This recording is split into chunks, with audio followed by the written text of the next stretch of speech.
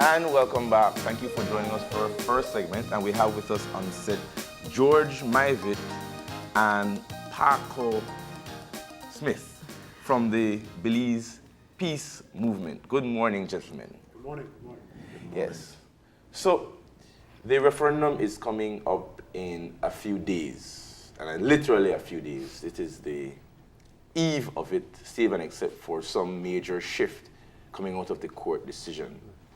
And maybe before we go to the position that is after the referendum vote, maybe you could give us a sense and feel of where we are right now from your perspective.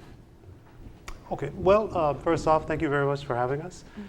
In terms of the Belize Peace Movement, we feel quite positive with regards to how things are progressing.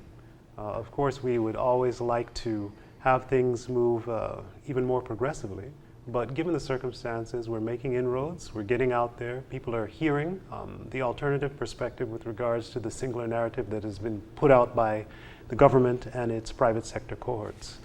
George? Well, what can I say? I believe that I haven't heard a poll in recent times, but the polls that we have knowledge of did continue to say that most people were no to the ICJ. And I say that being conscious that definitely the yesterday ICJ proponents, as I would characterize them, have been on a sustained campaign. Our input has been more in relation to being invited. We have tried to be proactive, but we are constrained obviously by manpower, we're constrained by budget. One of the issues that I treat with in relation to the quote-unquote education mobilization campaign is the Belize Peace Movement is one of a number of entities.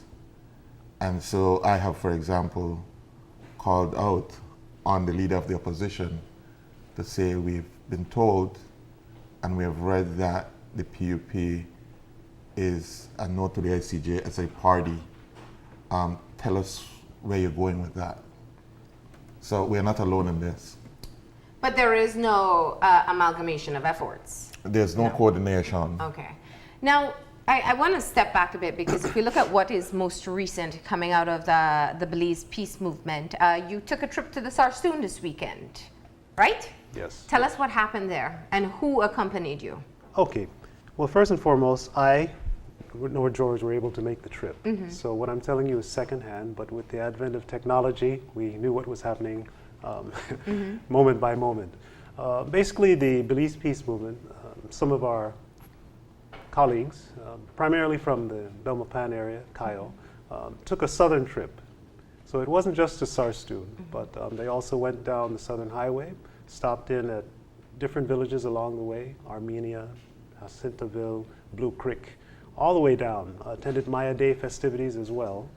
And basically, it was an opportunity to get out personally, to let the people know that the BPM is there and spreading the word with regards to the alternative perspective.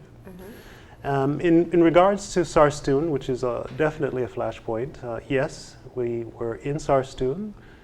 Will Mejia, of course, along with Bobby Lopez and other members of the BPM, leading the charge. And my understanding is that yes, we did make it to Sarsoon Island, went around the island actually, planted a flag, did our patriotic thing, and also, of course, our lovely neighbors to the west were waiting on them as well, which is to be expected given the circumstances. Now, I wanted to bring this up because we do have some video where there is an encounter with the Guatemalan Armed Forces as well, and this is provided by Will Mejia. So this has been, I think, a part of what people reflect on as they make their decision. And actually bolsters either point. It bolsters the we need to end it so things like this can finally have a termination. And it's also we need to get this settled before we even venture into going to the court.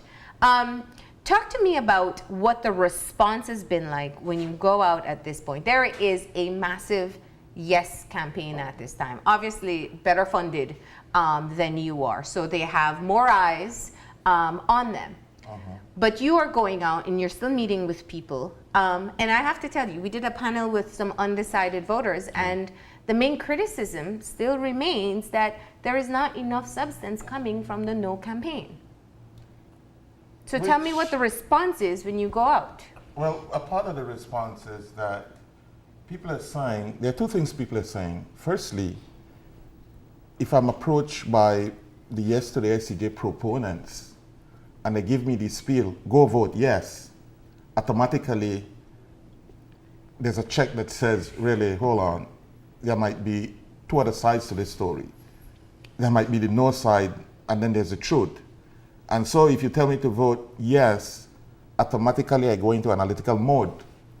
And so there's that aspect of it. The other aspect of it is we have been, some of the people that we have been treating with are the churches, the schools, some of the NGOs. And I'll tell you that the response that I get is that people are saying, what you have said, listen, we want more of this. And obviously, again, we are constrained by time, we are constrained by, obviously, resources. But I'll tell you, by and large, we have had a very, very positive response when we do show up. But addressing the specific question that I asked, and I wanted to be clear that when we ended the last conversation, there was a lingering question, which was, you're telling people to vote no. And what were the options, what were the alternatives that you as the no proponents were putting forward? We didn't get a chance to address that, and that's what we're tackling today. Because just saying no, I think, Tony Rath said it in the undecided panel, is kind of the status quo. It's the doing nothing position. And so being able to offer some more substance beyond just telling people vote no, and we don't know what's going to happen after. So what are you pushing as an alternative? Well, essentially, I think that if people have characterized that our presentation is just say no, this is beyond President Reagan, Mrs. Reagan. We're basically saying there are these 51 things that you should be saying no for. One of them is that we do not disagree with the yes proponents that if we go to court, it will end the dispute. It will resolve the dispute, just not in our favor. And so what we pose to people is, are you willing to lose, not one blade of grass, but are you willing to lose substantive territory? What we say to people also is, you're being urged to vote yes. But if you're being urged to vote yes, you have to understand that going to court has risks. And those risks are substantial and substantive. I have gone into a risk analysis that basically says you're in a $3 billion economy. If you're going to court with Guatemala, what are the risks? Quantitatively, you know what that risk is? For a 5% Guatemala win, which Belize might have a 95% probability of winning, the risk to Belize in quantitative terms is 75 million units. And I'm just saying this to say that if you're going to battle, and this is the ultimate battle, then you need to have all your ducks in a row. And we have been saying that the government has been negligent, naive, careless, in terms of taking this leap of faith. There's no fallback position. Once you go, that's it. And this is not obviously satisfactory to us. We're basically saying that if you vote no, it presses the reset button. After you vote no, we basically have a 100-day plan. We have a medium-term plan and a long-term plan. And what is that plan? The 100-day plan basically says this is a very divisive issue.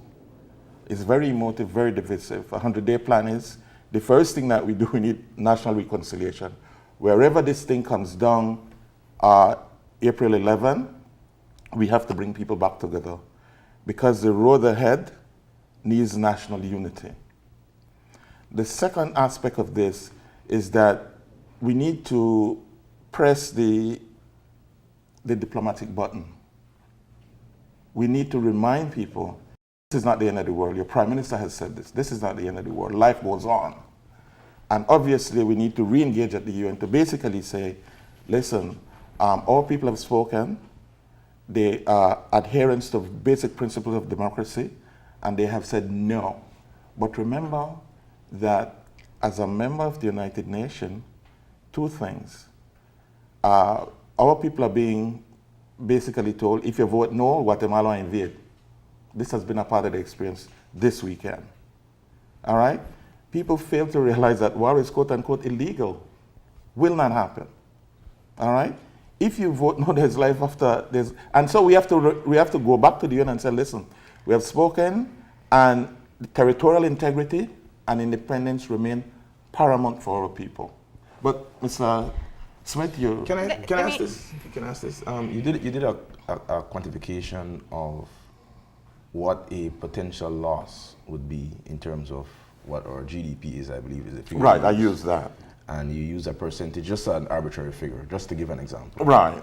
Have you done a quantitative assessment of what it would cost to go to the steps if we say no and have to go through these reconciliation campaigns, go back through to make sure that we have the OAS offices open, to see what resources we spend in terms of national security? Have you done an assessment of what it will cost if we say no to have those things continue?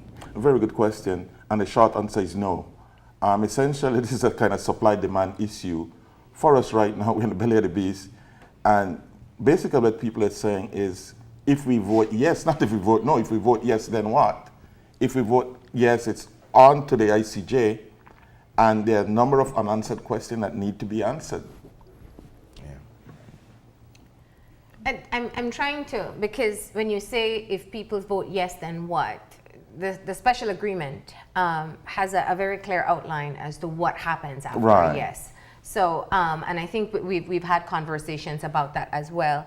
But going back to what I hear from you, and you articulated in your response, from what I heard, some of the reasons why you tell people it is better to vote no. Right. And your resolution moving forward after a no involves going back to a process that many have said, and specifically the Ministry of Foreign Affairs has said, that has been tried time and time again and failed. What makes you optimistic that with a no vote, Belize and Guatemala will be able to come back to a table and work out a solution via negotiations that they've not been able to do in all the history? Well, I'm very glad you asked that question, because one of the fallacies that has been put forth by the government side is that negotiations have failed. If anyone knows anything about negotiations, you know that one of the fundamental things about negotiations is that you engage in a process in which you broker a situation purposefully or hopefully in the best interest of your side, right? Of course, there is the element of compromise, yes, that has to be part and parcel of the process. So I contend, and the BPM contends as well, that in fact negotiations have not failed. With regards to the mandate that has been put out in relation to negotiations, we strongly believe that it's the negotiators that have failed us with regards to what they've done. Because if you look at the stipulations that were put forth by way of the special agreement compromise, by no stretch of the imagination can one say that those parameters that were set were in the best interests of Belize. Basically what I'm saying is that a better deal could have been brokered on behalf of the nation. So therefore, negotiations haven't failed. Our negotiators have failed us. And moving forward with regards to the 11th of April, once a no vote is secured, one of the things that we really need to consider is looking seriously at who our negotiators are. I'm trying to comprehend why you would say that it's false information being put forward that negotiations have failed. I'll tell you why. Successful negotiations means we've settled the dispute. I'll tell you why, because but I hear what you... After a no vote is garnered, what do you think is going to happen? We're going to go back to the negotiating table. We shall. The Belize position has been firm. And we've heard this consistently over time, that essentially we cannot and will not negotiate surrendering any portion of our territory. Coming to a table in negotiation, that is going to be, and that has been, a continuous challenge in being able to broker a deal with Guatemala. Again, and that's why I asked that question. What makes you optimistic that after a no vote, we will be able to attain that? Well, remember, sometimes history is the best teacher. We have been engaging with Guatemala for many, many years. The moment Guatemala elected a civilian president, you know what happened? They went from a no independent Belize position to a yes independent Belize position. I don't understand what that means. The negotiation becomes viable with changes. On the Guatemalan side, Guatemala has been led by military dictators historically. In 1985, when they elected a civilian president, we went from a position where Guatemala did not recognize the independence or territorial integrity of Belize. In 1985, they did. In 1991, we went to a point where we negotiated on the Maritime Areas Act. And so there's forward movement. And the point that I'm making is perhaps we cannot prejudge what will happen in isolation of what happens in Guatemala. If there's really a president in Guatemala that is not controlled by the military, there's major room for optimism. You know, I'm just thinking about it in a kind of twisted way. The fact that we have a special agreement is proof that negotiations hasn't failed. And let me see if you agree with this reasoning. Negotiations does not, to my mind, mean that you will resolve the claim. It means that you will declare and identify a path to resolution. And our position has always been not a blade of grass. And their position has been, hell no, we're not going to recognize you because you're the 13th district of our country. But the identification of the ICJ, where both sides could lose that position. Belize could give up a blade of grass, and Guatemala could be put in a position where they can no longer say Belize is the 13th ward, is sort of a compromise from both sides' strong position that they don't want to move from. And so the negotiators have negotiated themselves to a place now where they're saying, we have reached a compromise. The compromise is that I won't decide and you won't decide. We'll let somebody else decide. Is that sort of like proof of the fact that it has not failed? Well, it depends on what your parameters of success are. Our parameters of success is that if you have arrived at a compromise that places Belizean territory on the ICJ chopping block, that is not acceptable. And so I disagree with you that negotiations have been successful. They have not, because the output that we've had is really fundamentally flawed. What the British have done, they have skillfully basically extricated themselves from this position, and they have left Belize in a position where an Anglo-Guatemalan dispute became a Belize-Guatemala dispute. This all started because of money. And so now we're at a position where the court is being asked to make a decision that might well result in compensation, material compensation, and our rights. And Belizean territory and Belizean rights will be placed in the hands of the judges if there's a yes vote. And this is not acceptable to us. So again, I vehemently disagree with you that the outputs of the negotiations have been successful. They have not been. Yeah. Can you tell me something? What to your mind would be the most acceptable bad situation for Belize if we were to go to court? Let me explain. Do you think that Belizeans would be upset if the claim was completely over and we lost the Star Stone, for example? Or take, for example, Belizeans, the claim is completely over, but we are ended up paying compensation. Or the claim is completely over and we lose 1 nautical mile of sea. What scenario do you think? Because I think we're all agreed, and I think you said it, I'm not sure, I remember you said it. Right. But we want this over with. We just disagree with how it's getting over with and what is the means of getting over. You can. There's nobody that says they're not tired of the yin yang in their ears. Right. Paco, you Am I right with that? Everybody wants it over. I can't speak for everyone. I would hope that everyone would like it over, but we have to understand that when we're dealing with the situation, it's that of a duality. We can't look at it specifically from a Belizean perspective, although the Belizean perspective is what we're very, very much endured with, right? Excuse me. In terms of saying everyone wants it over, maybe some of the Guatemalans don't want it over. Maybe the oligarchy don't want it over. Belizeans, sorry, qualified. In terms of Belizeans, I would hope that all Belizeans would want it over. But which Belizeans do you think would not want it over? well, my thing is this, and the point of contention I have is that there is the singular narrative that is being put out by the yes side that by virtue of going to the court, it shall be over. And that is not necessarily the truth. How so? You're talking about the incursions won't stop? No. He spoke specifically to, well, you're talking about the claim or The claim situation? being You said over, the situation. yeah. So if you could define the situation, then I can address what you said. The claim. The claim. Well, I vehemently contend that by virtue of just going to court, that does not necessarily mean that the claim will end. It does not necessarily mean that. Can I? Because I'll give you an example. I mean, we have instances where matters have gone to the ICJ. Of course, each case stands on its own merit and the parameters that are set. But the case of Nicaragua and Colombia, right? Recently decided. I understand that a decision was made, yet one side was not very pleased.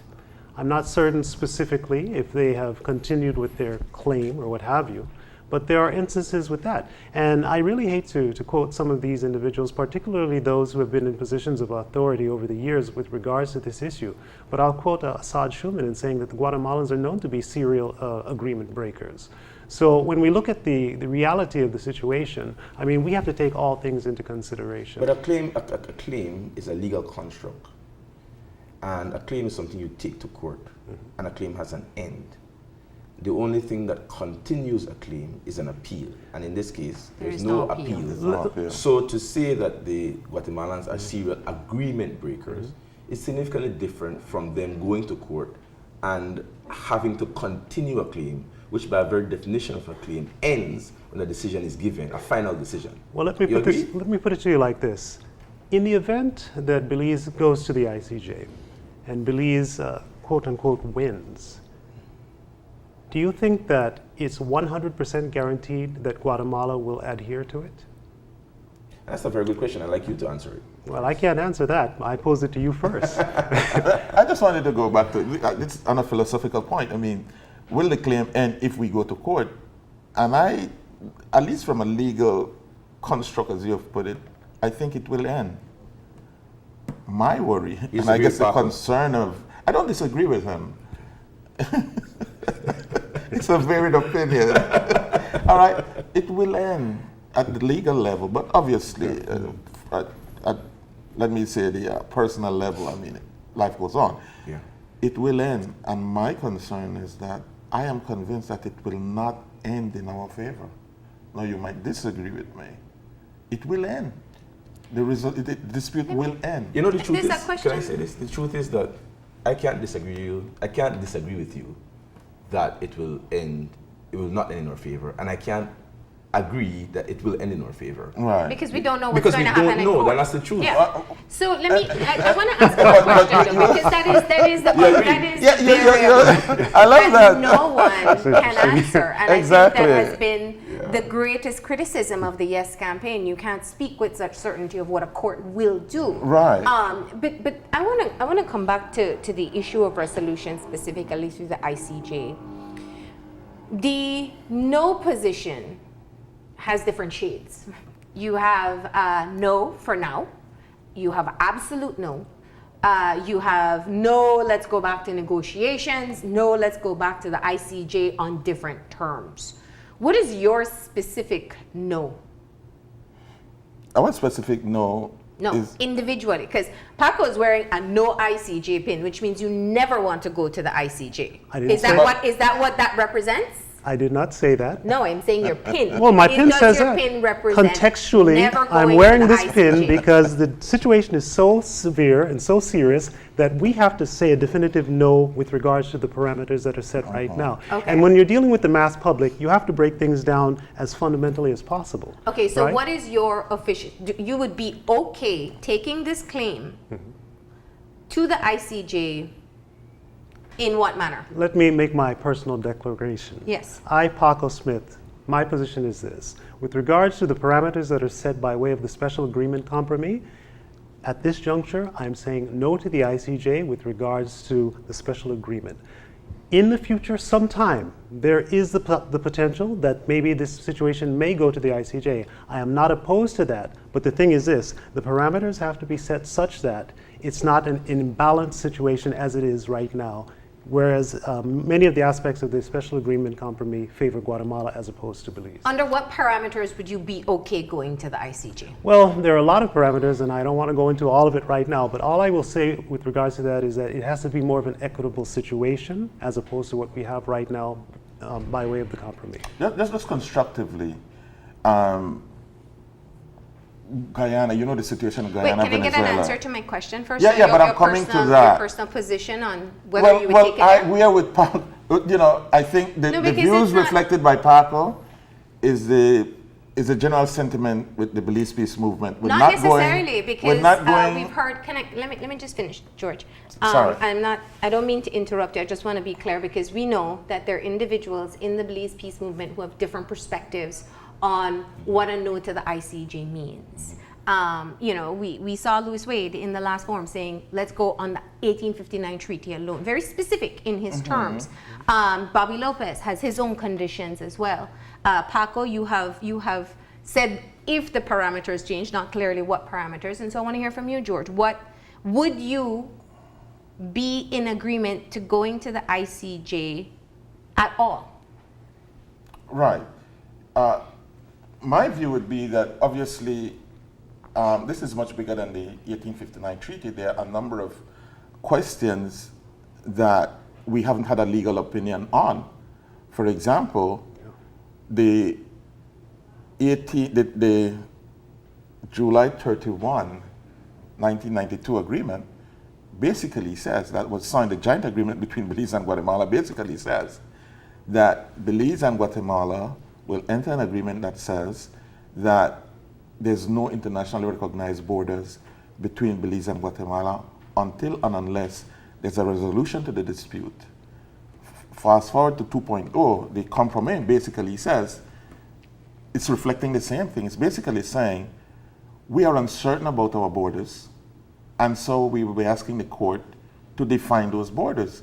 And so we are saying, and I don't know if you've gotten varied opinion on that, but we are saying essentially that that is not acceptable to us. You don't go to court with the risk of Belizean territory being put where there's a risk of a loss of territorial rights. It's not only territory, it's also rights. You see, I think it's too broad. It's obviously too broad. And if you look at the Guyana construct is basically saying a number of things. And we'll be saying, let us get an opinion on three things. One is a legal opinion on the 1859 treaty, the validity of it. Two, let us get an opinion on whether or not the Guatemalan occupation of the Sard Stone constitute a violation of international law. And three, if it does, let us get a legal opinion of whether or not damages could be assigned to not only the Sard Stone, but all the violations along the Chiquibul and the Columbia Reserve throughout. We want to pose specific questions to the court, not any and all. So what I'm hearing from you is that you would be open to taking the dispute to the court for a resolution. Yeah, we're not against that. Okay. You personally? Well, you see, I think... No, I've been asked, this is a question that is relevant because, as I've said before, individuals from the No campaign have spoken very openly about being a no to the referendum on April 10th, Right. but different perspectives on whether or not to go to the ICJ. And I just want to be able to I'm not disputing that. where everybody is. But on the public stage, it's not that we have 100 different competing opinions. Yeah. On the public stage, It's no. I'm in concert with what Paco is saying. And if there's a need to expand on certain ideas, I will and I have.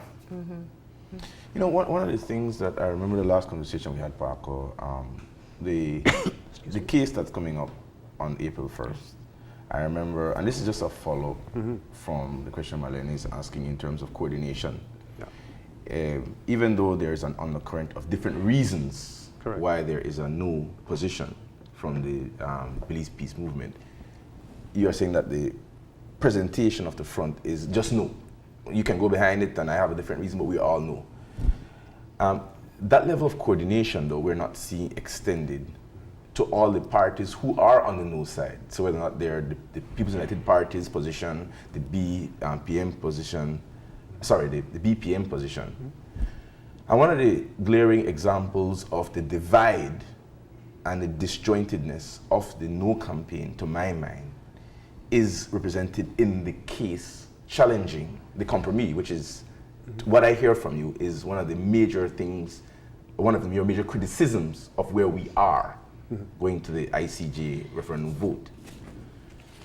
On the last occasion, I believe, and correct me if I'm wrong, that you said that the Belize Peace Movement had not joined in with this case because they were going to launch their own legal challenge.